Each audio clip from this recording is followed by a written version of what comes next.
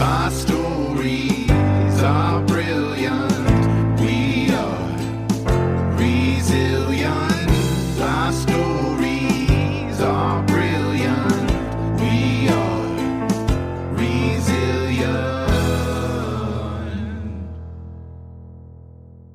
Welcome back to Your Voice Matters Resilient with Jen Chambers.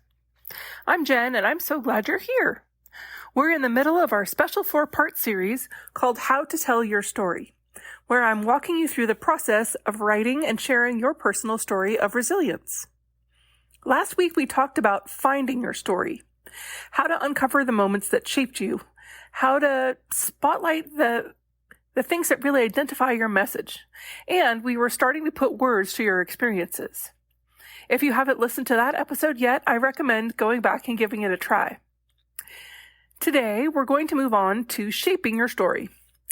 How to take your personal experience and craft it into a clear, a powerful, and an engaging narrative. I'll also be guiding you through these exercises to help bring your story to life. So let's grab your notebook and settle in, and let's get started.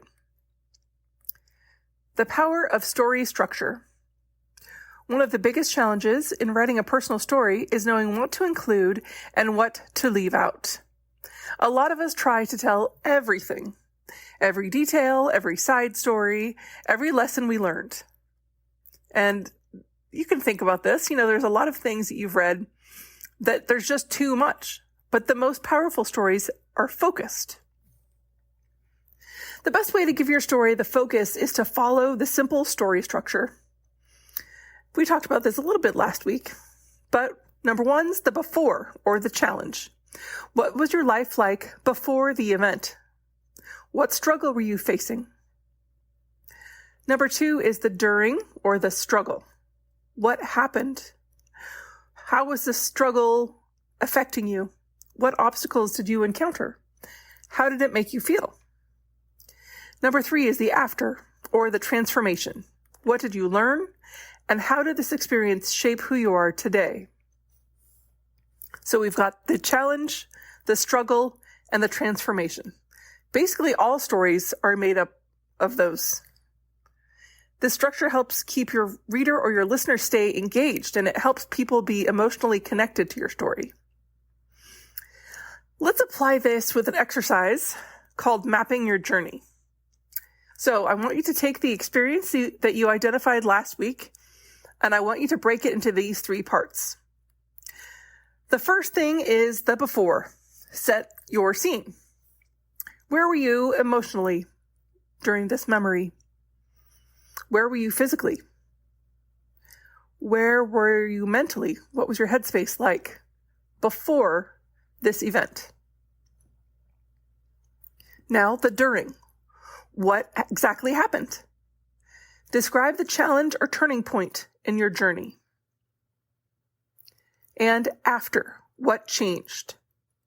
What insight, what lesson did you learn, or what strength did you gain afterwards?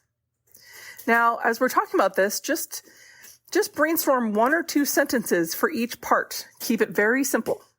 Your before, your during, and your after. For example, you could say before, I used to push myself past my limits. I used to believe that slowing down meant to fail. During could be when I was diagnosed with my autoimmune disease, I ignored the signs until my body shut down and stopped working. And after could be I had to relearn how to listen to my body. I had to learn how to set boundaries. I had to learn about the value of rest. So when you have the before, during, and after for your event, you will have the skeleton of your story and the foundation that you can build on. I mean, really, let's think about it. You can apply it to all different kinds of stories. You can think about it even in terms of like Disney stories, or Stephen King is fantastic. He's got incredible details. If you've ever read the story, The Body, or seen the movie Stand By Me, you can think about the before, the during, and after as it applied to those kids. So now we have the skeleton. So now we have to talk about adding the emotional part and the connection. Now that we've mapped it all out, let's make it more personal. Let's make it powerful. The people who are reading or listening to your story don't just want to know what happened. They want to feel what you felt. They don't want to be told. They want to understand it. That's what makes the story relatable and memorable. One of the best ways that you can do this is using sensory details and emotional details.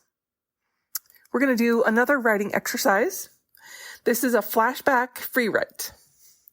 I want you to pick one key moment from this story that you want to write, the absolute most emotional or transformative part.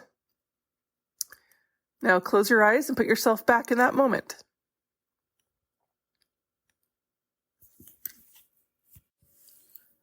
As you're putting yourself in that moment from your story, the very, very apex of the emotional part of your story, what did the area look like where you were at?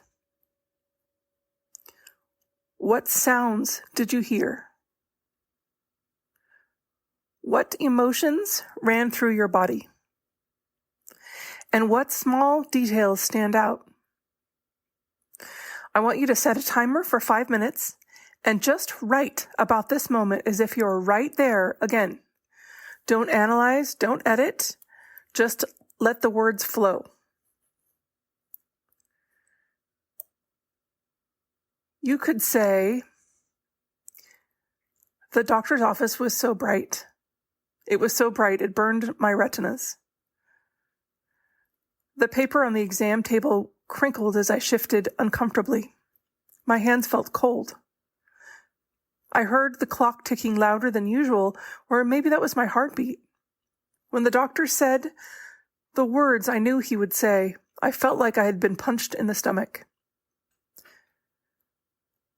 I wasn't sure whether I should cry or whether I should sit there still and pretend to be strong.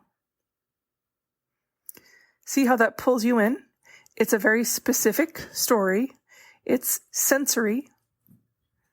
It talks about the feelings and the sights and the sounds. And it was emotional. That's how we show a moment rather than telling it.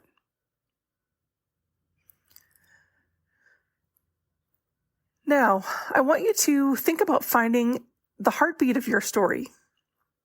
Every personal story has what they call a heartbeat, the emotional core that gives it its meaning. It's not about just what happened, but why it mattered. And again, if you think about the Stephen King story and movie Stand By Me as an example, ask yourself, what does this story say about me? What truth am I sharing with the world?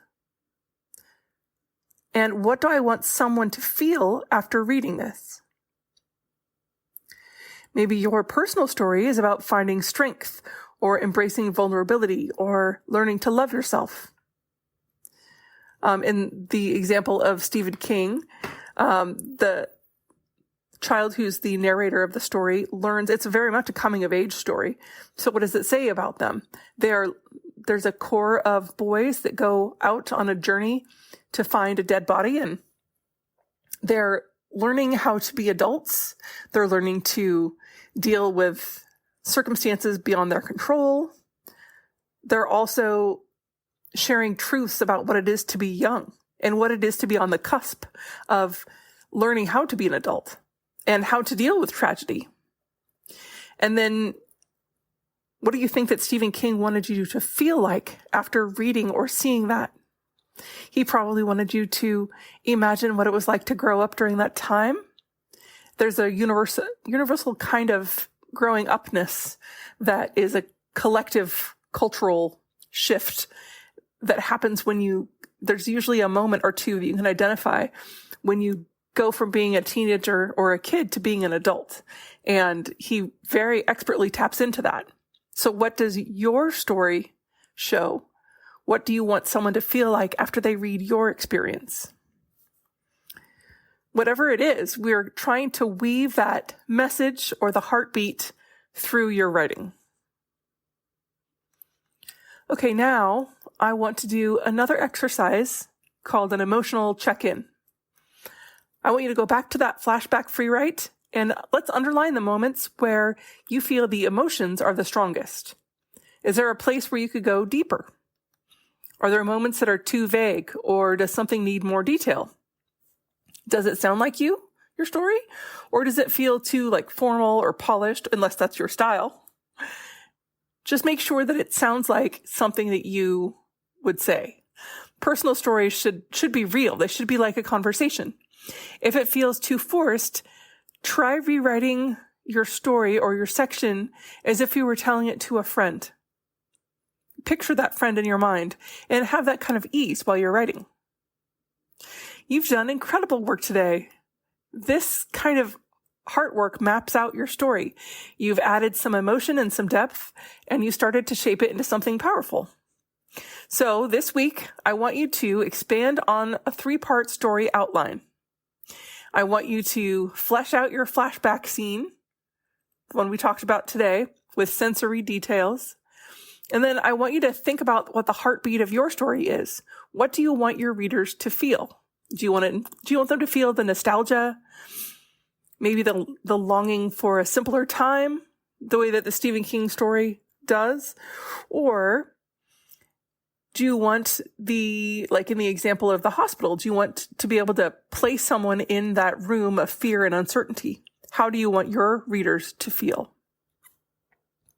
So next week, we're going to dive into something that's called writing with impact, and that's how to refine your words and how to use storytelling techniques to bring your story to life in a way that is resonant.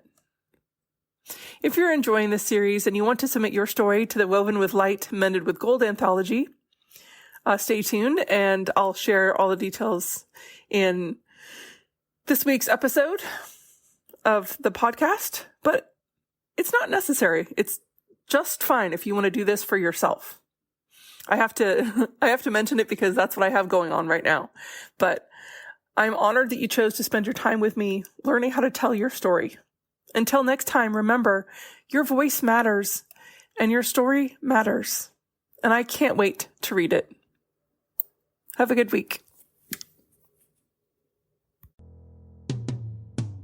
Sometimes we have to start over.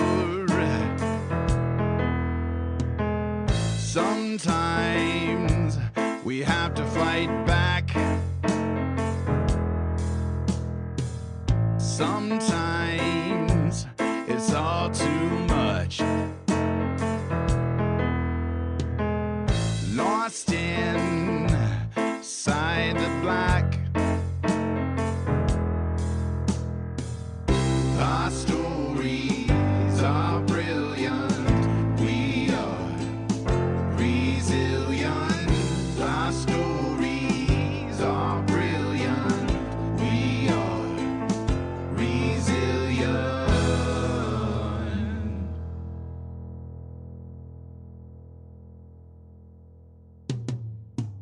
Sometimes we need to lift the voices